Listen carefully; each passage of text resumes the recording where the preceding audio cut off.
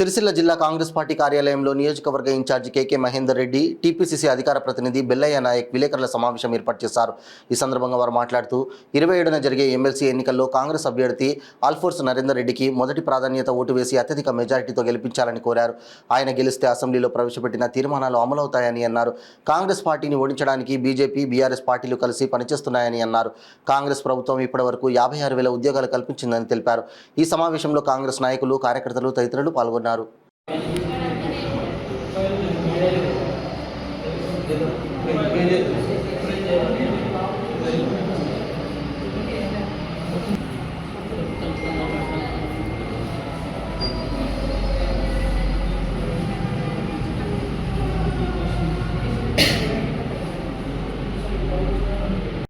తారీఖున జరగబోయే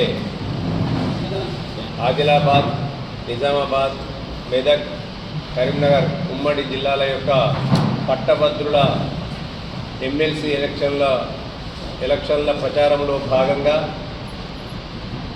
బెల్లయ్య నాయక్ గారు, టీపీసీసీ అధికార ప్రతినిధి, అలాగే ట్రైకాన్ చైర్మన్ గారైన వారు ఎన్నికల భాగంగా పీసీసీ ఆదేశానుసారం వివిధ కాన్స్టిట్యున్సీలలో తిరుగుతూ ఈరోజు ఇక్కడ కూడా బంజారా సంఘాల వారు నిర్వహించిన సమావేశంలో పాల్గొని వారిని నరేందర్ రెడ్డి గారిని బలపరచాలని చెప్పి వారికి విజ్ఞప్తి చేస్తూ ఇక్కడ నుండి మళ్ళీ జగిత్యాలకు వెళ్తారు. ఈ విధంగా పార్టీ ఇచ్చిన విధులను నిర్వహిస్తూ వారు ఈరోజు అందులో భాగంగా సిరిసిల్ల పట్టణానికి రావడం జరిగింది. ఇప్పుడు పట్టభద్రుల ఎలక్షన్ యొక్క ఎన్నికల ప్రచార శైలిని, అదే దాని ప్రాముఖ్యతను వారు మీకు వివరిస్తారు. హైదరాబాద్, కరీంనగర్, నిజామాబాద్, మెదక్ పట్టభద్రుల నియోజకవర్గంలో ఉన్నటువంటి పట్టభద్రులందరికీ కాంగ్రెస్ పార్టీ తరఫున విజ్ఞప్తి. 7వ తారీఖు నాడు జరుగుతున్నటువంటి ఎన్నికల్లో కాంగ్రెస్ అభ్యర్థిని నరేందర్ రెడ్డి గారిని గెలిపించాలని కోరుతాము. ఎందుకంటే నరేందర్ రెడ్డి గారు గెలవడం వల్ల